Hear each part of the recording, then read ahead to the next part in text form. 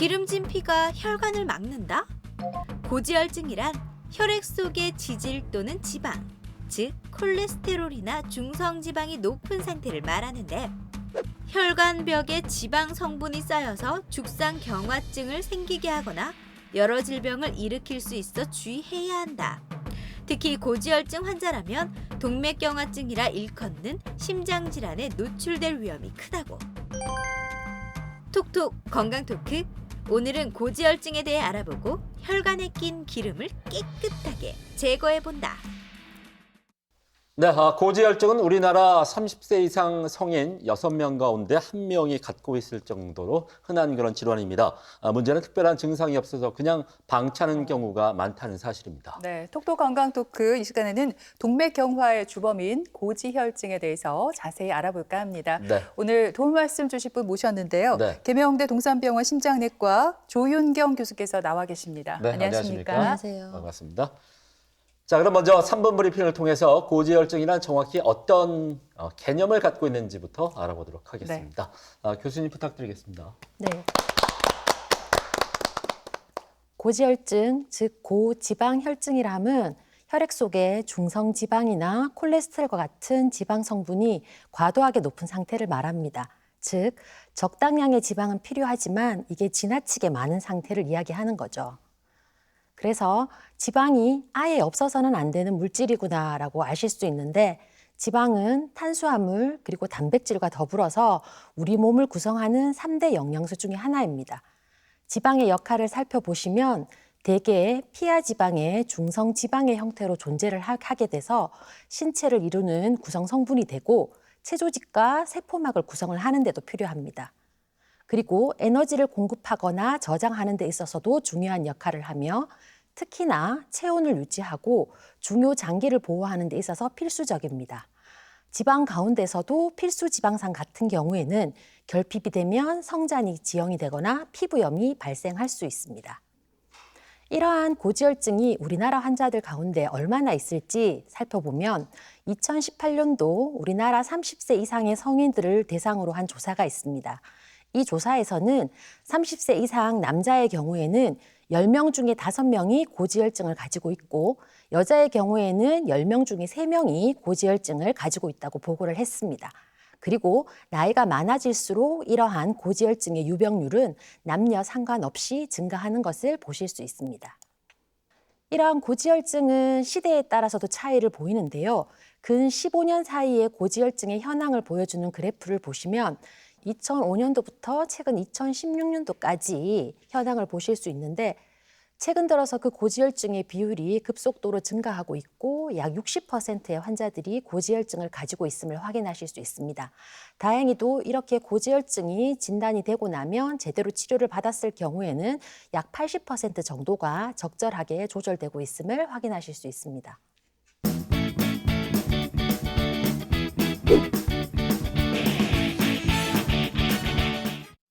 네, 고지혈증의 현황을 한번 살펴봤는데요. 네. 사실 주변에 보면은 건강검진 결과 고지혈증으로 진단을 받았다 이런 분들이 네. 참 많더라고요. 그래요. 근데 이게 또 증상이 없다 보니까 네. 치료를 안 하는 분들이 많거든요. 교수님, 이러면 안 된다고요.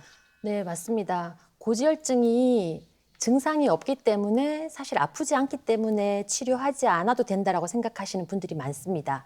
그런데 고지혈증은 그 자체가 증상을 나타내는 것은 아니고 죽상경화증과 같이 여러 혈관에 협착을 일으켜서 질병을 일으키기 때문에 저희가 치료를 하게 되는 것입니다.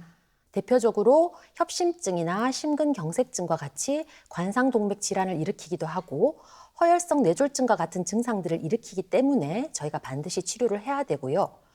지방 가운데 중성지방이 지나치게 높게 되면 췌장에 손상이 생기는 췌장염도 발생을 할 수가 있습니다. 고지혈증의 종류는 어떠한 성분이 이상이 있는지에 따라서 약 3가지 정도로 나눠볼 수 있는데요. 중성지방이 지나치게 높은 경우, 그리고 저밀도 콜레스테롤이 높은 경우, 그리고 고밀도 콜레스테롤이 낮은 경우로 나눠볼 수 있겠습니다. 콜레스테롤 같은 경우에는 간에서 약 70%가 만들어지고 우리가 음식을 통해서 섭취하게 되는 것은 약 30%가량입니다. 음식을 통해서 콜레스테롤을 섭취를 했을 때 이러한 콜레스테롤은 대개가 피하 지방의 중성지방의 형태로 저장이 되어 있다가 고밀도 콜레스테롤에 의해서 간으로 이동을 하게 되면 혈액 속의 콜레스테롤 수치가 떨어지게 됩니다. 그래서 보통 고밀도 콜레스테롤을 좋은 콜레스테롤이다 혹은 청소차와 같은 역할을 한다라고 비유를 하고요. 간에서 저밀도 콜레스테롤에 의해서 혈중의 콜레스테롤 수치가 높아지기 때문에 보통 저밀도 콜레스테롤 같은 경우에는 유조차와 같은 역할을 한다 혹은 나쁜 콜레스테롤이라고 얘기를 하게 됩니다. 그래서 보통 고지혈증에 대해서 여러 가지 단어를 섞어 쓰시는데요. 이 여러 가지 지방 가운데서 우리가 가장 치료에 적극적으로 목표로 잡고 있는 저밀도 콜레스테롤이 높은 경우를 고콜레스테롤 혈증이라고 얘기한다라고 생각하시면 될 것 같고요. 저밀도 콜레스테롤이 높거나 중성지방이 높은 경우를 고지혈증이라고 이야기하게 됩니다. 여기에 좋은 기능을 하는 고밀도 콜레스테롤이 낮아지게 되면 이상지질 혈증이라고 얘기하기 때문에 각각의 단어가 비슷하지만 약간씩 다른 의미를 가지고 있다고 생각하시면 될 것 같습니다. 이러한 고지혈증은 혈관 질환과 아주 긴밀한 연관관계를 보이는데요. 좋은 콜레스테롤이라고 얘기되는 고밀도 콜레스테롤이 높으면 뇌졸중의 발병을 약 2.7배가량 줄일 수 있다고 알려져 있고 고밀도 콜레스테롤이 1% 감소하면 심혈관 질환의 위험이 2 내지 3% 정도 증가한다고 알려져 있습니다. 반대로 저밀도 콜레스테롤이 1% 감소하게 되면 오히려 심혈관 질환의 위험성이 1%가량 줄어들음을 확인하실 수 있습니다. 네, 그렇다면 이 고지혈증이 나타나는 원인이 뭔지 또 궁금해지는데요, 교수님. 아무래도 피 속에 기름 성분이 많아진 상태다 보니까 식습관이 굉장히 밀접한 연관이 있을 것 같은데 맞나요? 네, 맞습니다. 고지혈증의 원인은 크게 두 가지로 나눠볼 수가 있습니다. 첫 번째는 간에서 지방을 대사하는 과정 자체에 문제가 생기는 1차성 고지혈증이 있고 그의 상당 부분이 2차성 원인이 되겠습니다. 2차성 원인으로는 당뇨병이나 갑상선 기능이 떨어져 있는 질병에 의해서도 나타날 수가 있고 피임제나 스테로이드 같은 약물을 복용하는 경우에 있어서도 나타날 수가 있습니다. 그렇지만 최근에는 식습관이 서구화되면서 고열량, 고지방 식이를 한다든지 운동이 부족한 생활 습관을 가지고 있다든지 그리고 과도한 음주나 흡연을 통해서 비만이 만들어지게 되면 고지혈증이 동반되게 됩니다. 그리고 고령의 여성인 경우에는 폐경기 이후에 여성 호르몬이 줄어들게 되고 이러한 여성 호르몬 감소가 결국엔 고지혈증을 일으키는 원인이 되기도 합니다. 네, 참 여러 가지 원인이 있네요, 교수님. 그러니까 앞에서도 설명하셨지만 정기적인 검사가 최고의 네. 방법인 것 같은데 보통 이제 고지혈증 검사할 때는 피 검사를 받는다고 알고 있거든요. 근데 피 검사할 때도 좀 주의해야 될 사항들이 있을 것 같아요. 뭐 전날 금식을 해야 된다든지 또 심지어 누구는 뭐 물도 먹으면 안 된다 이런 얘기를 하더라고요. 네. 어떻습니까? 네, 일단 고지혈증의 진단은 혈액 검사를 통해서만 가능하기 때문에 피 검사를 통해서 확인을 하셔야 되는 것은 맞습니다. 그리고 식사 자체가 콜레스테롤 수치에 영향을 줄 수 있기 때문에 12시간 정도 금식을 하신 이후에 시행하시는 것이 정확한 결과를 얻을 수 있는데 물 정도는 드셔도 검사 결과에 큰 영향을 미치지 않는 것으로 알려져 있습니다. 보통 혈액 검사를 하게 되면 중성지방, 고밀도 콜레스테롤, 저밀도 콜레스테롤 그리고 이 여러 가지 수치를 포함하는 총 콜레스테롤 수치까지 한꺼번에 확인을 하실 수가 있습니다. 우리나라에서는 2년 내지 4년마다 전 국민들을 대상으로 하는 건강검진을 시행을 하고 있는데요.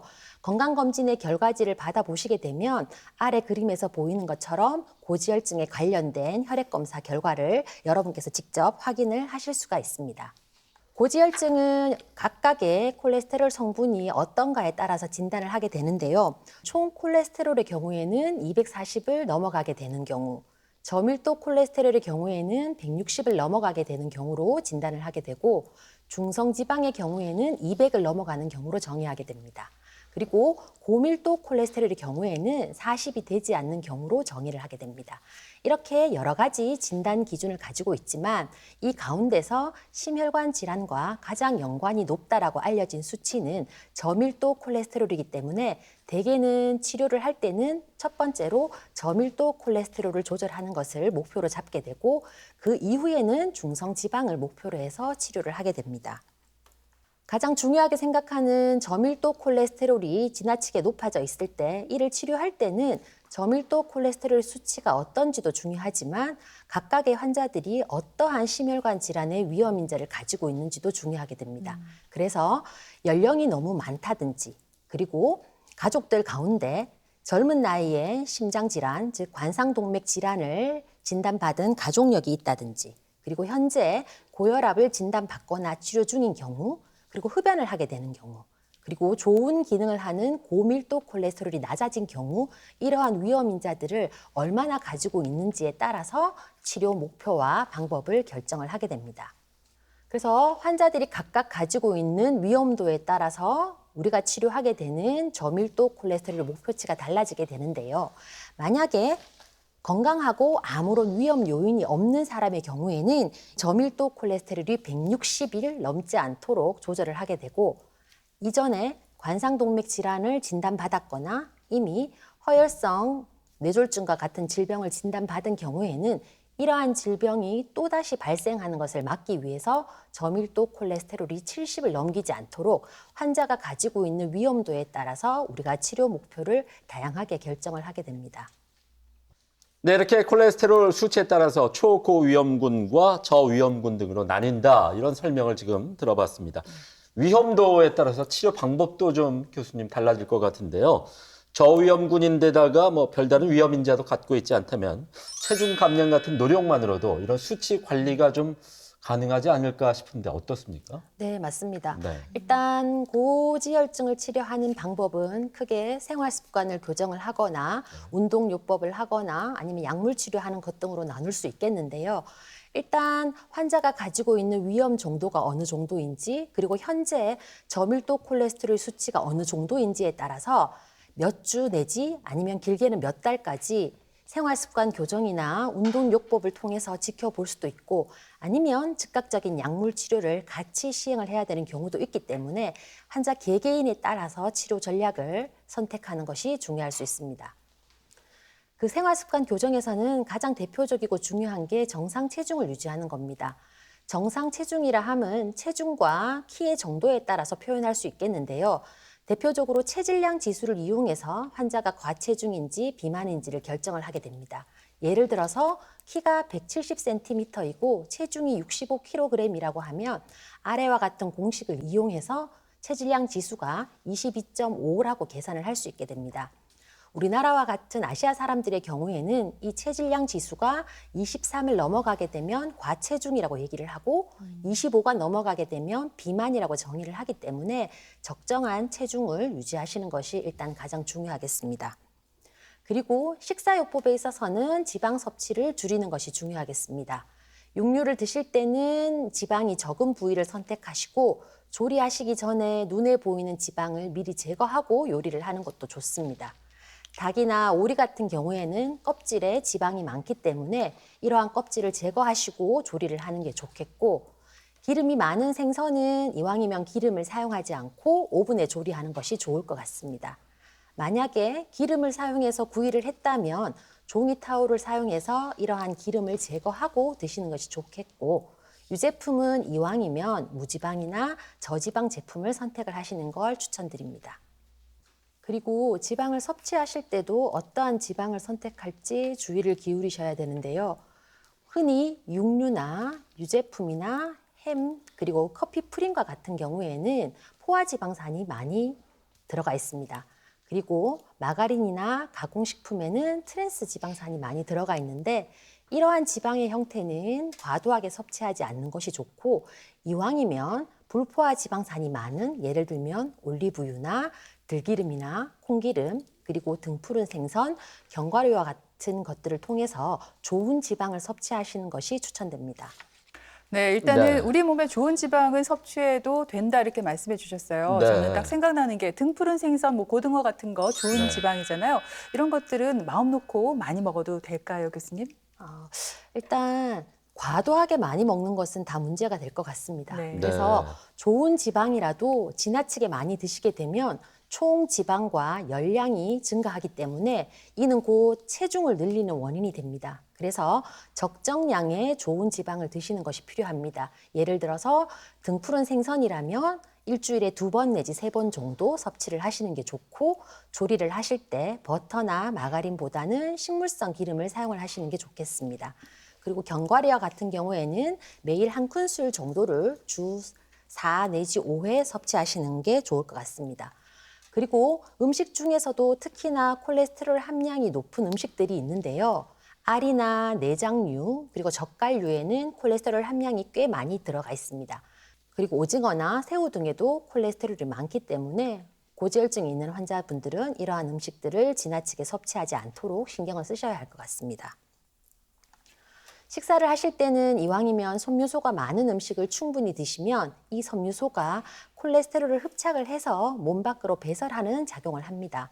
그래서 이왕이면 흰쌀밥보다는 현미나 통밀과 같은 잡곡류를 섭취를 하시는 것이 좋고요. 식사를 하실 때마다 채소나 과일류를 일정량 이상 드셔주시는 것이 좋겠습니다. 그리고 과일을 드실 때는 생과일 주스보다는 직접 날 것 그대로의 형태로 드시는 것이 좋습니다.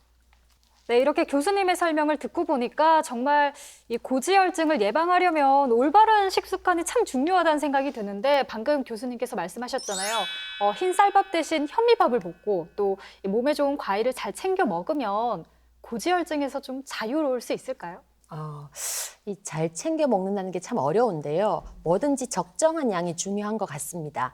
일단 밥을 많이 먹는 습관 자체가 다량의 당분을 섭취하게 되는 결과로 이어지기 때문에 이는 중성지방을 높이는 원인이 됩니다. 그리고 과일에 있는 과당 자체도 소화나 흡수 시간이 굉장히 빨라서 지방 합성을 촉진시키기 때문에 아무리 현미나 과일이 일반 하얀 쌀밥이나 다른 지방식품보다는 도움이 된다고 해도 적정량을 드시는 것이 중요하겠습니다. 그래서 식사를 하실 때는 적정 체중을 유지할 수 있는 수준의 에너지를 섭취하시는 것이 중요합니다. 탄수화물, 단백질, 지방이 골고루 이루어진 식사를 하시되 그중에서 지방은 이왕이면 몸에 도움이 되는 불포화 지방산을 섭취할 수 있도록 노력을 하시고, 알코올 같은 경우에는 지나치게 많이 드시면 몸에 좋은 작용을 나타내는 고밀도 콜레스테롤을 떨어뜨리기 때문에 과도한 음주도 자제하시는 것이 도움이 됩니다. 잘 드시는 것도 참 중요하지만 또 너무 또 생각 없이 잘 드시다 보면은 또 살이 많이 찔 수가 있잖아요. 무엇보다도 이 고지혈증을 예방하기 위해서는 뭐 규칙적인 운동이 중요하다는 건 누구나 알고 있는 사실인데 이게 또 좀 어려워요. 네. 좀 운동요법 어떻게 하면 좋을까요? 일단 말씀하셨듯이 우리가 운동을 해야 되는 이유는 적정 체중을 유지하는 것이 고지혈증을 개선시키는 데 큰 도움이 되기 때문입니다. 그래서 체중을 유지하고 감량을 하는 데 있어서 운동이 필수적인데, 운동을 하게 되면 나쁜 역할을 하는 중성지방이나 저밀도 콜레스테롤은 낮아지게 되고 좋은 기능을 하는 고밀도 콜레스테롤 수치는 높아지기 때문에 운동요법이 꼭 필요합니다. 운동은 이왕이면 유산소 운동이 도움이 되겠는데요. 본인이 좋아하시는 타입에 따라서 빨리 걷거나 조깅을 하시거나 아니면 자전거를 타는 운동들이 도움이 됩니다. 아니면 집 주변에서 계단을 오르거나 등산, 수영 등을 하시는 방법도 있습니다.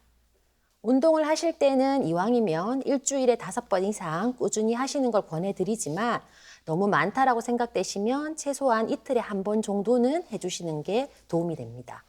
운동의 강도는 운동을 시작하고 20분 정도 지났을 때 약간 숨이 찬 듯하고 가슴이 살짝 두근거리는 것 같기도 하며 몸이 조금 피곤한 것 같고 땀이 조금 나는 정도가 적당하겠습니다. 쉽게 생각하면 옆에서 말을 시켰을 때 약간 숨이 차다라고 대답을 하면서 운동을 진행하실 수 있는 강도가 적절하다고 보시면 되겠고요. 운동 시간은 최소 30분 이상은 유지를 해 주셔야 합니다. 만약에 30분가량 지속적으로 운동을 하시기가 어렵다면 10분 운동하고 몇 분 쉬시고 10분 운동하고 몇 번 쉬시고 이렇게 여러 세트를 반복을 해서 최소한의 운동 시간이 30분 이상 되도록 해주시는 게 좋고, 만약에 고지혈증을 개선시키는 것과 동시에 체중 감량까지 원하신다면 운동 시간을 조금 더 늘려서 최소한 50 내지 60분은 유지를 해주시는 게 도움이 됩니다. 그런가 하면은 이제 콜레스테롤 수치가 너무 높아지게 되면은 약물 치료를 시작을 해야 될 텐데, 근데 많은 분들이 약은 이제 한 번 먹게 되면 평생 먹어야 되기 때문에 일단 버틸 만큼 버텨본 다음에 나름대로 이제 노력을 해본 다음에 그 다음에 약을 먹겠다. 이런 생각을 갖고 계신 분들이 많이 계시거든요. 이게 이래선 안 된다면서요. 네, 맞습니다. 환자분들께 약물 치료를 권하면 뭐 약에 중독된다, 약을 끊을 수 없다 네. 이런 생각들 때문에 약물 치료를 주저하시는데 모든 사람에게 무조건 약물 치료를 시작하시는 것이 아니라 앞서 살펴본 것처럼 환자가 가지고 있는 위험도가 어느 정도인지 그리고 고밀도 콜레스테롤이나 중성지방 수치가 어느 정도인지에 따라서 약물 치료를 우선적으로 할지 아니면 생활습관 교정을 먼저 하고 볼지를 결정을 하게 됩니다. 만약에 약물 치료가 필요하다고 생각되면 어떠한 콜레스테롤이 높은지에 따라서 약물을 선택하게 되는데요. 저밀도 콜레스테롤이 높은 경우에 대표적인 약제로는 스타틴과 에제티미브가 있습니다. 스타틴 같은 경우에는 간에서 저밀도 콜레스테롤이 합성되는 것을 방해해서 수치를 개선시켜주는 효과를 보이게 됩니다. 가장 대표적으로 쓰이는 약제이기는 하지만 약제를 복용을 했었을 때는 소화불량이나 변비와 같은 소화기계 부작용이 느껴질 수 있기 때문에 의사와 상담을 통해서 약제 조절을 하시는 것이 좋겠고 특히나 간 기능 이상이 동반될 수 있기 때문에 정기적인 혈액 검사로 간 기능을 추적하시는 게 필요합니다. 그렇지만 간 기능 이상이 생겼을 경우에는 약제의 강도를 줄이거나 약제를 일시적으로 중단하면 호전될 수 있기 때문에 지나치게 염려를 하실 필요는 없고요. 일부 환자들에게 있어서는 근육통이나 당뇨병이 동반될 수도 있습니다. 그리고 당뇨병 같은 경우에는 모든 환자들이 스타틴을 먹는다고 해서 당뇨병이 생기는 것이 아니라 환자가 평소에 공복 혈당이 높았다든지 뚱뚱하다든지 중성지방이 너무 높았다든지 이런 경우에는 스타틴 복용으로 인해서 당뇨병 단계로 넘어가는 경우가 발생을 하기 때문에 이러한 특성을 가지고 있는 환자들에게 있어서도 정기적인 혈액 검사가 반드시 필요하겠습니다. 그리고 에제티미브 같은 경우에서는 음식물을 통해서 들어올 수 있는 저밀도 콜레스테롤을 소장에서 차단시켜주기 때문에 콜레스테롤을 떨어뜨리는 효과를 나타내게 됩니다. 중성지방이 높을 경우에는 선택할 수 있는 대표적인 약제가 파이브레이트와 오메가3 지방산이 있겠습니다. 파이브레이트도 앞서 말씀드린 스타틴처럼 소화불량이나 근육통 등의 증상이 나타날 수 있기 때문에 스타틴과 파이브레이트를 같이 복용하시게 되는 경우에는 조금 더 주의를 요하겠습니다. 오메가3 지방산도 중성지방을 떨어뜨리는 대표적인 약제인데요. 이 오메가3 지방산 안에는 인체에서 합성될 수 없는 필수 지방산인 EPA나 DHA가 포함되어 있어서 유효한 효과를 나타내는 것으로 알려져 있습니다. 아무리 많이 섭취해도 보통 하루에 4g 이상은 처방을 하지 않는데요. 지나치게 고용량을 섭취하게 되면 출혈성 뇌졸중과 같은 부작용들이 나타날 수 있다고 보고된 바가 있기 때문에 주의를 요합니다. 그리고 오메가3 지방산 같은 경우에는 공복에 복용을 하게 되면 트럼을 했을 때 생선 비린내 같은 것이 올라온다라고 호소하시는 분들이 계셔서 대개 식사를 하시고 바로 약제를 같이 복용을 하시면 이러한 불편감을 줄일 수가 있습니다. 그래서 정리를 해보면 고지혈증은 수치가 높다고 해도 환자들에게 즉각적인 증상이 없지만 여러 가지 혈관들의 협착을 일으켜서 위험할 수 있습니다. 그래서 혈액 검사를 통해서 진단을 하는 과정이 반드시 필요하고 고지혈증이 진단되면 환자가 가진 위험도가 어느 정도인지 그리고 각각의 혈액 수치가 어느 정도인지에 따라서 생활습관 교정, 약물요법 그리고 이러한 치료 방법을 적절히 혼용해서 쓰는 것이 필요하겠습니다. 네, 이렇게 들으신 것처럼 고지혈증은 초기에는 별다른 증상이 없지만은 진행되면 각종 심혈관계 질환을 유발하게 됩니다. 그런 만큼 일단은 고지혈증 진단을 받게 되면 바로 우리 먹는 식습관 많이 좀 개선을 하고 운동도 꾸준히 해야 되겠습니다. 네, 지금까지 이 시간 도움 말씀에 네. 계명대 동산병원 신장내과 조윤경 교수께서 수고해 주셨습니다. 오늘 네, 고맙습니다. 고맙습니다. 네, 김철원 씨, 장혜연 씨 두 분도 수고했습니다. 네, TBC 클리닉 건강 365 오늘 준비한 내용은 여기까지입니다. 한 주간 건강하게 보내시고요. 네. 저희는 다음 이 시간에 다시 뵙겠습니다. 고맙습니다. 고맙습니다.